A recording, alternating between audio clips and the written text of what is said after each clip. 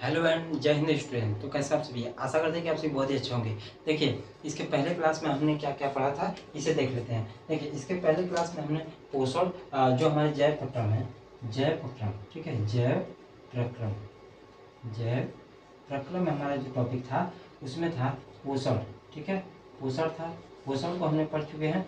अब जो हमारी बारी है श्वसन, श्वसन को हम पढ़ेंगे। श्वसन के बाद हम परिवहन, परिवहन के बाद उत्सर्जन को पढ़ेंगे, ठीक है। पोषण में हमने क्या क्या देखा था, इसे देख लेते हैं। पोषण में हम देखे थे, पोषण के बारे में जाने थे कि कौन कौन से पोषण होते हैं और कितने टाइप के पोषण होते हैं, इसे हमने देखा। और उसके बाद हमने देखा पोषण के मान लीजिए प्रकार को भी देख चुके हैं, कितने टाइप के होते हैं। उसके बाद हमने पाचन को देखा। कौन सा देखा? पाचन को देखा। पाचन में हमने क्या देखा कि क्या मानव पाचन तंत्र में कौन कौन से भाग कौन से कार्य करते हैं, और साथ ही साथ हम भोजन को ग्रहण करते हैं तो कौन सा, जैसे प्रोटीन हो गया, कार्बोहाइड्रेट हो गया, इन सभी को कौन पाचित करता है, इन सभी चीज़ों को ये फुल डिटेल में देखा। उसके बाद हमने देखा अमीबा में पाचन, ठीक है, अमीबा, अमीबा में भी पाचन देखा। यानी कि हमने जैव प्रक्रम के अंदर जो एक टॉपिक होता है पोषण के सभी टाइप्स को, और साथ ही साथ इसके संपूर्ण वीडियो के माध्यम से हमने आपको समझाने का प्रयत्न किया। यहाँ तक हमने देख चुके थे। अब इसके बाद जो हम पढ़ेंगे, देखिए, इसके बाद हमारा होगा श्वसन। अब श्वसन में हम देखेंगे कि क्या हम सांस लेना ही, जो हम सांस लेते हैं उससे हमें ऊर्जा मिलती है, कि या फिर श्वसन तंत्र में जो हमारे अंग सहायता करते हैं उससे हमें ऊर्जा मिलती है। इसी ऐसा भी तो हो सकता है कि जो हमारे जैसे फेफड़े हो गए, यानी कि ऑक्सीजन लेना और ऑक्सीजन को छोड़ना, या फिर क्या हम कार्बन डाइऑक्साइड को लेते हैं, क्या हम नाइट्रोजन को लेते हैं, क्योंकि वातावरण में जो हमारे वायुमंडल है यानी कि वातावरण है उसमें तो बहुत सारे हैं गैसें घूम रही हैं, नाइट्रोजन घूम रहे हैं, कार्बन डाइऑक्साइड घूम रहे हैं जो हमारे पौधे देते हैं।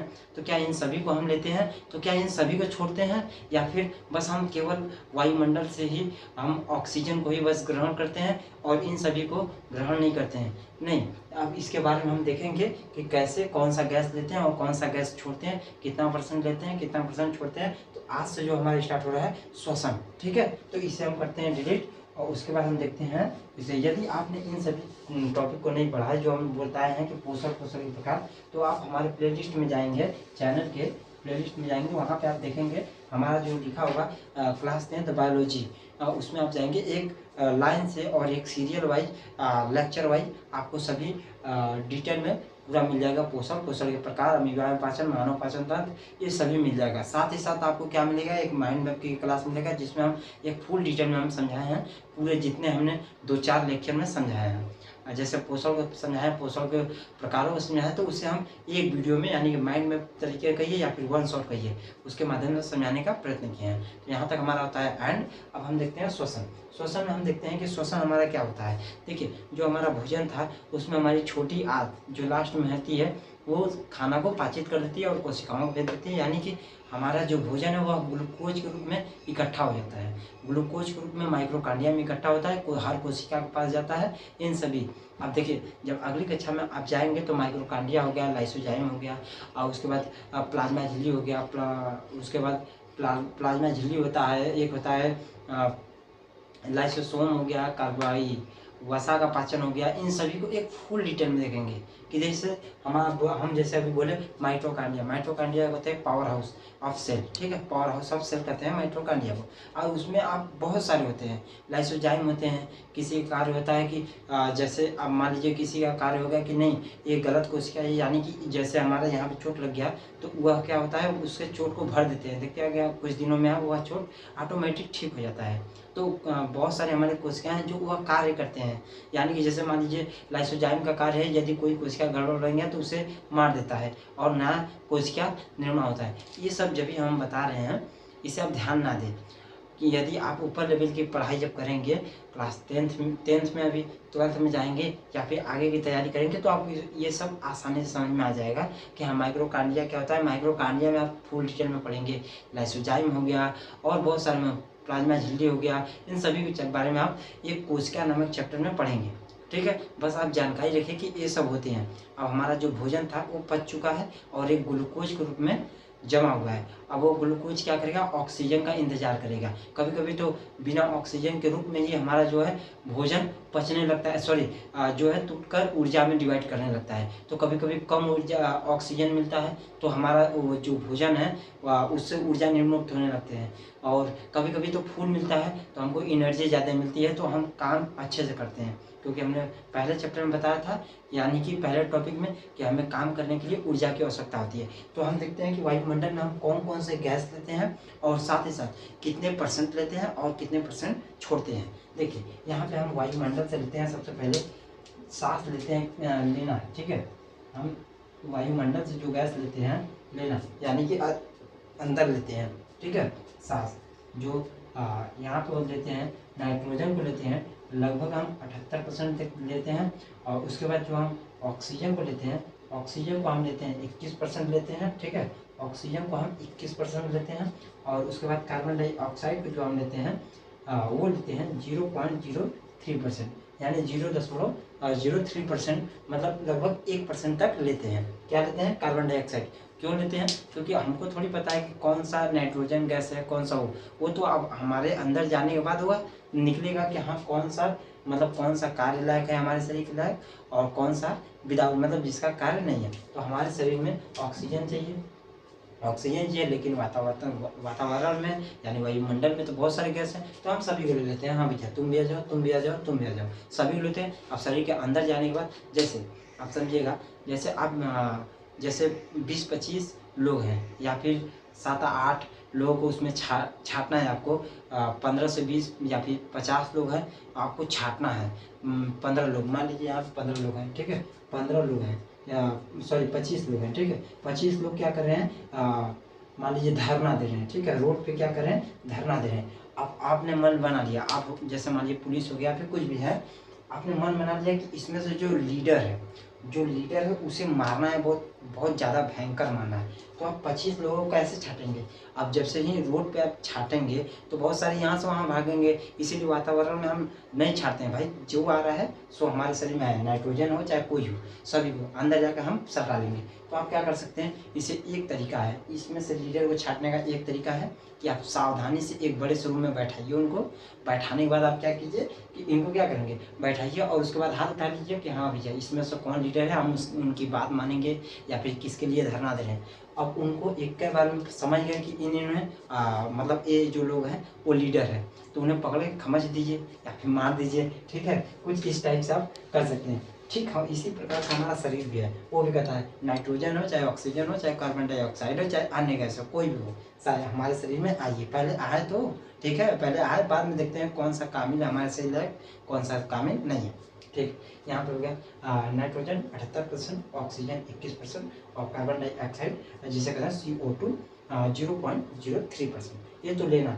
अब हम छोड़ते कितने हैं, ठीक है, छोड़ते कितने हैं, अब छोड़ना, ठीक है। यहाँ पे छोड़ते कितने लोगों को हैं, ठीक है, छोड़ना, ठीक है, छोड़ना। जैसे हम कितने लोगों को छोड़ते हैं हमने बोला ना, तो अब 25 लोगों में आप जितने लोग लीडर हैं उन्हें आप मार देंगे ना, जैसे ही मारेंगे आसान से एकदम सभी चले जाएंगे शांति शांति, हाँ भैया हमारा काम हो गया है। तो ठीक उसी प्रकार से इसमें हम जो नाइट्रोजन होते हैं, यानी कि जैसे हमने 25 लोगों को पकड़ा, जिसमें से लीडर नहीं होंगे उन्हें आसानी से छोड़ देंगे, जाओ भाई आपको जितना है तो तितना जाओ। तो हमने नाइट्रोजन को कितना छोड़ा, नाइट्रोजन को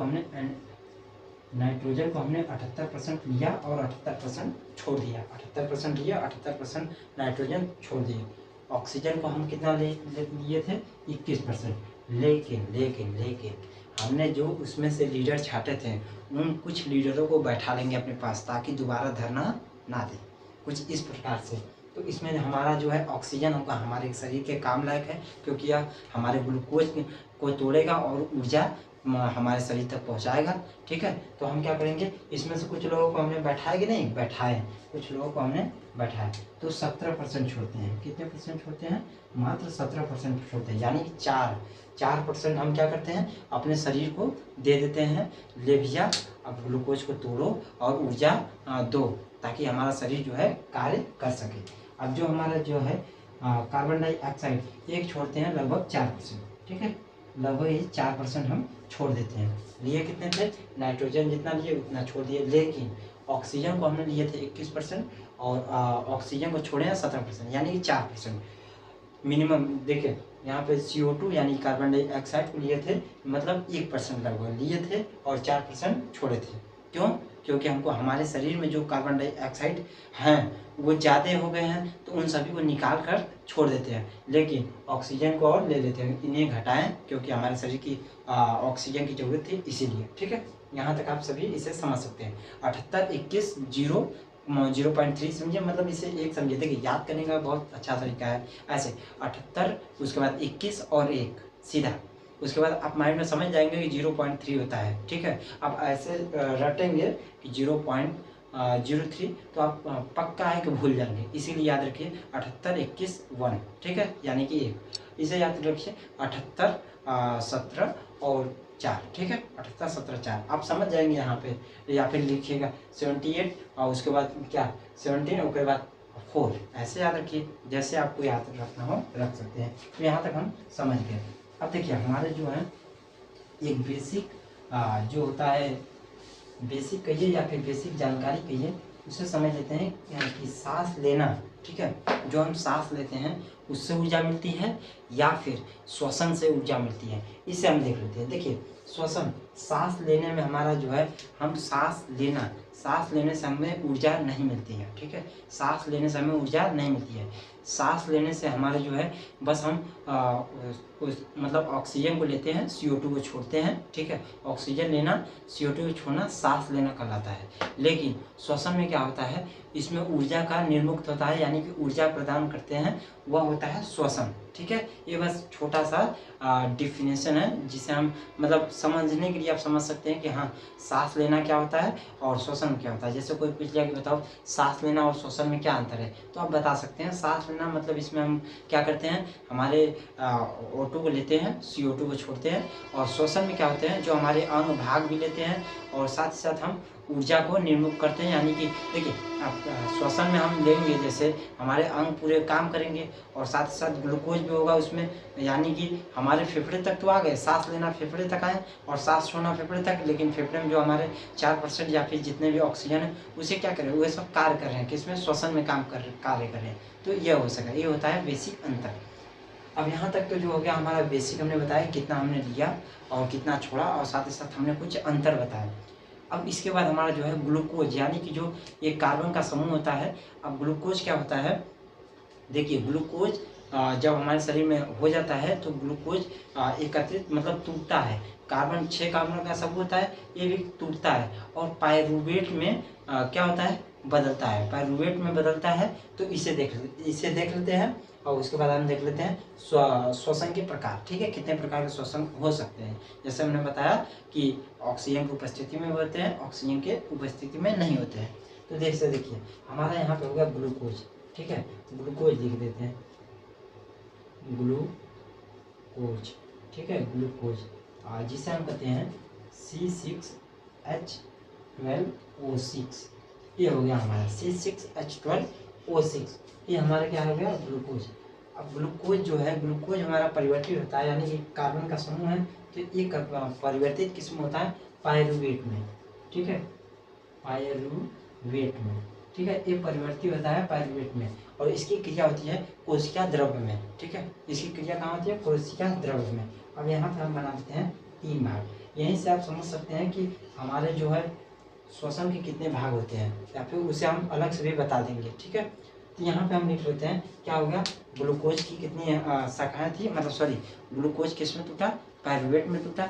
अब पायरुवेट जो होती है हमारी होती है कोशिका द्रव्य में होती है, लेकिन यहाँ पे सवाल आता है कि ग्लूकोज का पायरुवेट में बदलना या फिर टूटना क्या कहलाता है। ठीक है, तो एक कहलाता है ग्लाइकोलाइसिस की क्रिया। ठीक है, ग्लाइकोलाइसिस। ठीक है, लाइसिस की क्रिया कहलाता है, क्या कहलाता है, ग्लाइकोलाइसिस की क्रिया कहलाता है। ग्लूकोज का पायरुवेट में टूटना ग्लाइकोलाइसिस की क्रिया कहलाता है। और देखिए यहाँ पे हमारा हो गया ग्लूकोज पायरुवेट। अब हमने यहाँ पे 3 शाखा बनाया, 1 2 3। अब इसमें हम देख लेते हैं जो हमारी पहली बात तो यहाँ पे बोलेंगे कोशिका द्रव्य में होती है। ठीक है, दूसरा चीज तीन चीज़ों में भागने का मतलब है, यानी कि जो हमारा पायरुवेट है यानी ग्लूकोज अब ऑक्सीजन का इंतजार कर रहा है, ऑक्सीजन का इंतजार कर रहा है कि ऑक्सीजन जैसे ही आए और हमें तोड़े और ऊर्जा में निर्मुक्त करे। तो यहाँ पे हम लिख लेते हैं सबसे पहले यहाँ पे होगा ऑक्सीजन की उपस्थिति लिख देते हैं, ठीक है। मान लीजिए ऑक्सीजन की उपस्थिति नहीं है तो यहाँ पे हम कट लगा रहे हैं, ठीक है। ऑक्सीजन की उपस्थिति नहीं है, यहाँ पे जो है ऑक्सीजन का अभाव है, ठीक है। ऑक्सीजन की कमी है, यानी कि ऑक्सीजन मिल रहा है मतलब उतना नहीं मिल रहा है, जितना चाहिए उतना ऑक्सीजन नहीं मिल रहा है, ठीक है। यहाँ पे हो गया ऑक्सीजन, यहाँ पे ऑक्सीजन की अनुपस्थिति लिख देते हैं, अनुपस्थिति, ठीक है। अनुपस्थिति में, ठीक है, ऑक्सीजन की अनुपस्थिति में इसे ही हम कहते हैं अवायवीय श्वसन, ठीक है। उसे समझा देंगे। यहाँ पे हो गया, यहाँ पे ऑक्सीजन जो है जितना हमको चाहिए उतना मिल रहा है, यानी कि ऑक्सीजन की क्या है उपस्थिति में, ठीक है। उपस्थिति, ऑक्सीजन की उपस्थिति में यहाँ पे मिल रहा है, ठीक है। यहाँ पे ऑक्सीजन की उपस्थिति में देखिए, ऑक्सीजन की जब अनुपस्थिति होता है तो ये होता है ईस्ट में होता है, और यहाँ पे हमारा एथेनॉल और कार्बन डाइऑक्साइड बनते हैं। यहाँ पे लिख लेते हैं, जब ऑक्सीजन की अनुपस्थिति होता है तो इसमें हम ये होता है ईस्ट में होता है, और क्या और ये ईस्ट में होता है, और यहाँ पे एथेनॉल और कार्बन डाइऑक्साइड बनते हैं। और साथ ही साथ यहाँ पे 2 ATP, देखिए यहाँ पे एक मिनट देखिए यहाँ पे हम लिख देते हैं ATP, यहाँ पे। अब इसे बस देखिए जो हमारे ATP है, ATP को बस एक माइंड में एक तरफ सेट कर लीजिए कि ATP कोई नाम है, अभी इसे हम बता देंगे कि यह होता क्या है, ठीक है। इसे समझाने में दीजिए। देखिए ATP, जो हमारे ATP होते हैं, यदि देखिए ऑक्सीजन की उपस्थिति रहेगा तो हमारा ग्लूकोज को अच्छे से टूटेगा तो हमें ऊर्जा ज़्यादा मिलेगी, लेकिन यहाँ पे ऑक्सीजन की अनुपस्थिति है तो यहाँ पे हमको जो है ATP यानी कि 2 ATP ऊर्जा मिलेगा। कितना ATP मिलेगा? 2 ATP ऊर्जा मिलेगा। और देखिए 2 ATP ऊर्जा मिलेगा, ये कहाँ होगा? ईस्ट में होगा, ठीक है। ईस्ट में होगा, यहाँ पे ऐसे बस कर रहे हैं, ईस्ट में होगा। 2 ATP ऊर्जा मिलेगा और एथेनॉल और क्या बनेगा हमारा कार्बन डाइऑक्साइड। तो यहाँ से बना देते हैं एथेनॉल प्लस CO2 यानी कार्बन डाइऑक्साइड बनेगा, ठीक है। यहाँ पे क्या बनेगा? कार्बन डाइऑक्साइड बनेगा, ये ईस्ट में होगा, एथेनॉल बनेगा और CO2 बनेगा। 2 ATP ऊर्जा मिलेगा, यानी कि बहुत कम ऊर्जा मिलेगा, ईस्ट में होगा। ये सभी बात याद रखिए। अब ATP क्या होता है? ये होता है एक उच्च ऊर्जा वाले होते हैं, यानी कि इससे ऊर्जा मिलता है। इसका पूरा नाम होता है एड्रीनोसिल ट्राइफॉस्फेट होता है, ठीक है। एड्रीनोसिल ट्राइफॉस्फेट होता है, एड्रीनोसिन ट्राइफॉस्फेट, ठीक है इसका नाम। अब आप लोग बोल रहे होंगे कि इसे हम इंग्लिश में बोल रहे हैं, भाई इसका नाम ही है, ठीक है। ये उच्च ऊर्जा वाले होते हैं, यानी कि जैसे आपको समझाने के लिए जैसे आप समझ सकते हैं कि जैसे हाँ बता रहे हैं, जैसे हम जैसे किसी का नाम हो गया, मान लीजिए जैसे किसी का नाम है कि अर्जुन नाम है, ठीक है, अर्जुन नाम है। अब उसका नाम इंग्लिश में लिखे चाहे हिंदी में लिखे, बात तो एक ही है, ठीक है। और दूसरा चीज़, यदि अर्जुन का नाम यदि घरेलू नाम या फिर कुछ भी नाम हो, जैसे घरेलू नाम कोई भी हो, जैसे मान लीजिए उसका घरेलू नाम हो सकता है अर्जुन है तो मान लीजिए मोहन है, ठीक है, घर का नाम मोहन है। तो अर्जुन और मोहन, देखिए आप स्कूल में यदि उसे बुलाएंगे अर्जुन नाम से बुलाएंगे तो उसे ज़्यादा चर्चित लगेगा, क्योंकि वहाँ पे इज्जत मिलेगा, और घर पे तो इज्जत होती नहीं है। तो मोहन घर पे बुलाएंगे, यदि अर्जुन बुलाएंगे तो कोई फर्क नहीं पड़ेगा, ठीक है। ये बस नाम है और इससे कुछ लेना देना नहीं है, बस इसे बता रहे हैं कि अर्जुन चाहे इंग्लिश में लिखिए चाहे हिंदी में लिखिए, मोहन चाहे हिंदी में लिखिए चाहे इंग्लिश में, नाम तो एक ही होगा, ठीक है। बस हमने हमारे बताने का उद्देश्य यही है। यहाँ तक हो गया। यहाँ पर हमारा क्या बदला? 2 ATP मतलब ईस्ट में होता है, एथेनॉल होता है प्लस कार्बन डाइऑक्साइड बनता है, ठीक। यहाँ पर हो गया।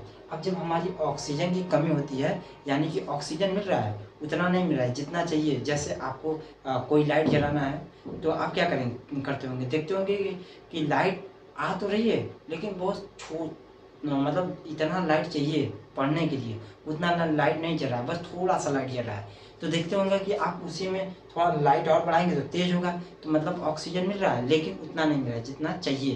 तो इस यहाँ पे होता है लैक्टिक अम्ल, ठीक है। लैक्टिक अम्ल क्या क्या होता है, ये होता है मांसपेशियों में, और यहाँ पे लैक्टिक, ठीक है, लैक्टिक अम्ल, लैक्टिक अम्ल बनता है, और जिससे हमारा जो होता है, जिससे हमारा लैक्टिक अम्ल बनता है, जिससे हमारा जो दर्द यानी कि दर्द उत्पन्न होता है, दर्द होने लगता है, दर्द करने लगता है। लैक्टिक अम्ल से हमारा क्या होने लगता है, दर्द करने लगता है, यानी कि शरीर का कोई भी भाग हो, जैसे हाथ हो गया या फिर पैर हो गया, कोई भी, क्योंकि वहाँ पे ऑक्सीजन फुल नहीं पहुँच रहा है, ठीक है। जैसे कि आप दौड़ते उड़ते होंगे तो देखते होंगे कि हांफने लगते हैं, क्योंकि आपको एनर्जी चाहिए, एनर्जी मिलेगी कहाँ, ग्लूकोज किसका इंतजार कर रहा है, ऑक्सीजन का। ऑक्सीजन आपको मिल रहे हैं, तो जिसका मिल ही नहीं रहा है तो आप हांफेंगे, तो मतलब जल्दी जल्दी सांस लेंगे तो आपको जल्दी जाते ऊर्जा मिलेगी, फिर भी नहीं मिल पाता है, ठीक है। यहाँ पे लैक्टिक अम्ल, जिससे हमारा दर्द होता है, ठीक है, दर्द यानी कि उत्पन्न होता है, दर्द देने लगता है शरीर का कोई भी अंग। अब यहाँ पे ऑक्सीजन फुल मात्रा में मिल रहा है, ठीक है, ऑक्सीजन किस में हो रहा है, फुल मात्रा में। ये कहाँ होता है, हमने पहले ही बताया, और ये ऑक्सीजन फुल मात्रा में मिल रहा है, यानी कि ये हो रहा है माइक्रोकांडिया में। हमने बोला था शरीर के हर कोशिका तक पहुँच चुका है और माइक्रोकांडिया तक पहुँच चुका है, अब वह इंतजार कर रहा है ऑक्सीजन का। ऑक्सीजन, जब ऑक्सीजन मिलता है तो यह होता है ऑक्सीजन, यह किस में होता है, यह होता है ईस्ट में होता है यहाँ पे, ठीक है, अनुपस्थिति वाले में ईस्ट में होता है, यहाँ पे होता है माइक्रोकांडिया में। ये 2 चरणों में होता है, ये 1 चरण में होता है, ठीक है। यह किस में होगा, माइक्रोकांडिया में। तो यहाँ पे जो है हमको मिलेगा 38 ATP, ठीक है, 38 ATP, 38 ATP मिलेगा। क्यों, क्योंकि यहाँ पे ऑक्सीजन हमको पूरा मिल रहा है, ठीक है। यहाँ पे 38 ATP मिलेगा, और ये होता है, इसमें हमारा जो मिलता है CO2 बनता है प्लस H2O बनता है, और उसके बाद हमारा जो बनता है ऊर्जा मिलता है, ठीक है, ऊर्जा का निर्माण होता है। CO2 को बाहर निकाल देते हैं, ठीक है, बाहर चला जाता है CO2, ठीक है, और यहाँ पे हमारा CO2, H2O और ऊर्जा होते हैं। ये 2 चरणों में होते हैं, माइक्रोकांडिया में होते हैं, ठीक है, माइक्रोकांडिया, ठीक है, कांडिया में होता है, माइटोकांडिया में होता है। जैसा कि आप आगे पढ़ेंगे, माइटोकांडिया में एक फुल टॉपिक होगा, जब आगे अगली कक्षा में जाएंगे तब उसमें आप माइक्रोकांडिया के कार्य को पढ़ेंगे। ऐसे इसे कहते हैं पावर ऑफ सेल कहते हैं, क्योंकि इसे ऊर्जा गृह कहते हैं, ठीक है, माइक्रोकांडिया।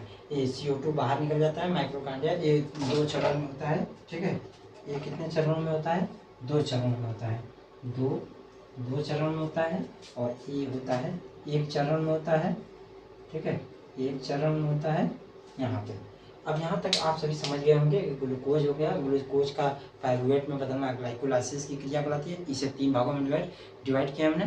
किसमें किया है, अनुपस्थिति में होगा तो बनेगा ईस्ट में होता है, ठीक है, और बनेगा एथेनॉल और कार्बन डाइऑक्साइड बनेगा, 2 ATP का निर्माण करेगा। लैक्टिक अम्ल यदि कम मिलेगा तो लैक्टिक अम्ल बनेगा, और इसमें दर्द उत्पन्न होता है, ठीक है, ये पूछ सकता है।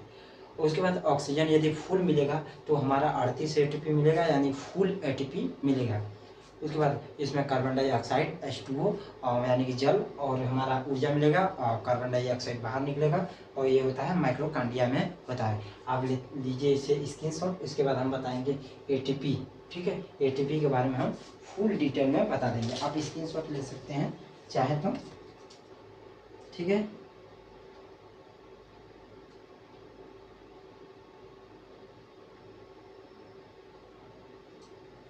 आशा करते हैं कि आप सभी ये स्क्रीनशॉट ले चुके होंगे। अब हम देखते हैं ATP के बारे में। ये उच्च ऊर्जा वाले होते हैं, ठीक है, और जैसा कि हमने इसका नाम बताया, इसका नाम है हमारा बताए थे एडिनोसिन, ठीक है, एडिनोसिन ट्राइफॉस्फेट, ठीक है, एडिनोसिन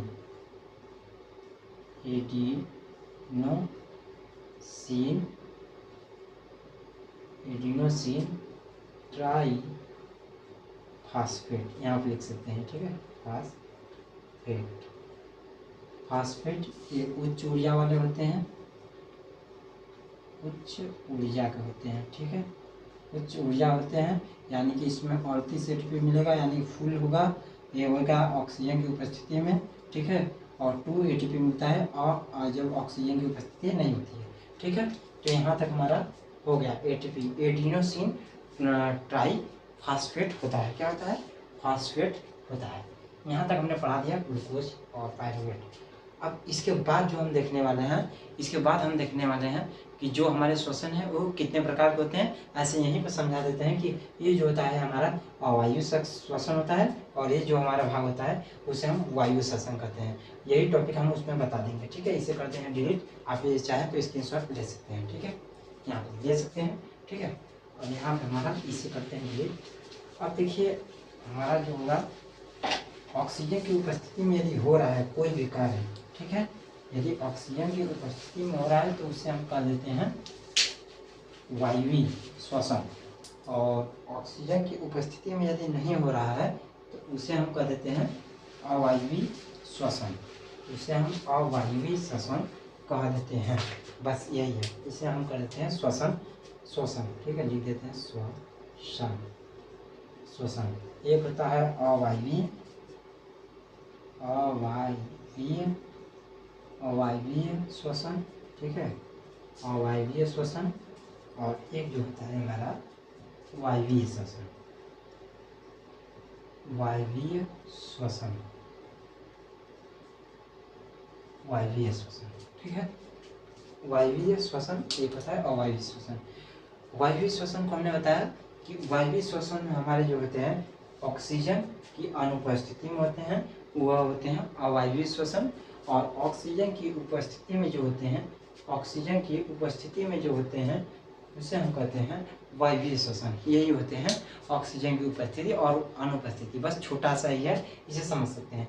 ऑक्सीजन की उपस्थिति में होगा ऑक्सीजन की उपस्थिति में होगा वायवीय श्वसन, और ऑक्सीजन की उपस्थिति में नहीं होगा वो होता है अवायवीय श्वसन। इसे ऑक्सी श्वसन, अनऑक्सी श्वसन भी कहते हैं, ठीक है। यहाँ तक हमारा जो हो गया कंप्लीट। अब इसके बाद हमने जो पढ़ा है उसे शॉर्ट में देख लेते हैं, उसके बाद करते हैं क्लास को एंड, ठीक है। तो हमारा यहाँ तक हो गया, यहाँ तक हमारा हो गया। देखिए हमने सबसे पहले हमने बताया कि पाचन को हमने पूरी तरह से बताया, और साथ ही साथ हमने बताया कि अगले लेक्चर में हमने क्या पढ़ा था। अब इसके बाद जो हमने श्वसन तंत्र या श्वसन तंत्र को स्टार्ट किया, और उसे हमने देखा कि जो हमारे श्वसन तंत्र होते हैं उसमें हमें कितने परसेंट जो है गैस लेते हैं और कितने परसेंट छोड़ते हैं। साथ ही साथ हमने सांस लेना और श्वसन में अंतर भी समझा, जिसे हमने एक शॉर्ट में बस समझाया कि हाँ ऐसा होता है। उसके बाद हमने ग्लूकोज को किस प्रकार से तोड़ा गया और उसे पायरुवेट में बदला गया, और यह कार्बन जो है 6 कार्बनों का समूह होता है, इसे ग्लाइकोलाइसिस की क्रिया कहते हैं, यह कोशिका द्रव्य में होता है। और साथ ही साथ हमने देखा कि जब ऑक्सीजन की अनुपस्थिति होती है यानी कि अवायवीय श्वसन होता है, उसे ही कहते हैं अवायवीय श्वसन, तो वह इथेनॉल और कार्बन डाइऑक्साइड में बदलता है, ईस्ट में होता है, ठीक है, वह ईस्ट में होता है, इथेनॉल और कार्बन डाइऑक्साइड में बदलता है, 2 ATP का निर्माण करता है। और उसके बाद जब देखें हमने ऑक्सीजन की कमी, यानी कि जब हम ऑक्सीजन की कमी हुई तो वह लैक्टिक अम्ल में बदलता है, और जिससे हमारे शरीर में दर्द या ऐंठन उत्पन्न होता है, ठीक है, दर्द देने लगता है। और उसके बाद हमने देखा जो तीसरा होता है जिसमें हमें फुल ऑक्सीजन मिलता है, वह होता है माइक्रोकांडिया में होता है, वह ATP का मतलब 38 ATP का निर्माण करता है। यह होता था 2 चरणों में होता है, और जो हमारा ऑक्सीजन की अनुपस्थिति में होता है वह 1 चरणों में होता है, और जो हमारा ऑक्सीजन को फुल डिटेल में मिलता है यानी कि ऑक्सीजन जितना चाहिए उतना मिलता है, उसमें 38 ATP के साथ साथ 2 चरणों में होता है, माइक्रोकांडिया में यह होता है। और साथ ही साथ इसमें CO2, H2O और ऊर्जा मिलता है, और CO2 को बाहर किया जाता है और ऊर्जा हमारे शरीर को मिलता है जिससे हम कार्य करते हैं। और लास्ट में हमने देखा अवायवीय श्वसन, जिसमें ऑक्सीजन की उपस्थिति में हो तो उसे वायवीय, ऑक्सीजन की अनुपस्थिति में हो उसे अवायवीय, इसे ही ऑक्सी अनऑक्सी भी कहते हैं, ठीक है, मतलब ऑक्सी श्वसन अनऑक्सी श्वसन। अब इसके जो हमारा लेक्चर नंबर जितना भी हो, लेक्चर नंबर 6 या 7 है, उस लेक्चर में हम दिखाएंगे जो हमारा नासा द्वार होता है, यानी कि हमारे श्वसन में कौन कौन से भाग कार्य करते हैं। सबसे पहले हमारा उसमें आता है नाक, उसके बाद नासा का पार्ट आता है, उसके बाद ग्रसनी आता है, उसके बाद स्वाद यंत्र आता है यानी कि लैरिंग्स, फायरिंग्स, उसे हिंदी में ही कहते हैं, अरे सॉरी इंग्लिश कहते हैं नासिका। उसके बाद प्राथमिक जो हमारा भाग होता है वह हमारा होता है नाक, और जो हमारा द्वितीयक अंग होता है वह अंग होता है मुख। उसमें हम देखेंगे क्या हमारे जैसे कोई भी नाक या फिर बंद कर देते हैं तो हम कभी कभी मुंह से भी सांस ले लेते हैं, तो क्या मुंह से सांस लेना अच्छी बात है या फिर इससे कम जो हमारे गैस है यानी कि ऑक्सीजन है वह अंदर जाते हैं, क्या वह शरीर के लिए हानिकारक होते हैं या फिर शरीर के लिए लाभदायक होते हैं, इसके नेक्स्ट वीडियो में देखेंगे। और साथ ही साथ हम उसमें देखेंगे जो हमारे लैरिंग्स होते हैं, फेरिंग्स होते हैं, जहाँ से हमारी आवाज़ आती है, कंठ होते हैं। और साथ ही साथ हम उसके बाद भी देखेंगे ब्रोंकाइम, ब्रोंक्यूलिस, एल्ब्यूलिन, कहाँ हमारा गैसों का आदान प्रदान, बहुत सारे देखेंगे। आप नेक्स्ट वीडियो या फिर नेक्स्ट लेक्चर में हम इसे समझाएंगे। तब तक के लिए धन्यवाद। यदि आपको क्लास 10 के किसी भी टॉपिक या फिर किसी भी टॉपिक कहिए या फिर सब्जेक्ट कहिए उसमें आपको दिक्कत आ रही है, जैसे आपने बायोलॉजी के कोई भी चैप्टर में या फिर कोई भी टॉपिक में दिक्कत आए तो आप हमें कमेंट बॉक्स में ज़रूर बताइएगा। हम उसे एक वीडियो के माध्यम से या फिर शॉर्ट वीडियो के माध्यम से या फिर लिखित या फिर जैसे भी हम आपको प्रोवाइड करेंगे और उसे के आपके जो कन्फ्यूजन है यानी कि जो आपको डाउट है उसे सॉल्व करने का प्रयत्न करेंगे। यदि बायोलॉजी के अलावा भी आपको क्लास 10 के किसी भी सब्जेक्ट में दिक्कत आती है तो हमें ज़रूर कमेंट में बताइएगा। हम उसके फुल डिटेल बनाकर या फिर उस डाउट को शॉर्ट वीडियो में या फिर ट्रिक के माध्यम से समझाने का प्रयत्न करेंगे। तब तक के लिए धन्यवाद। जय हिंद।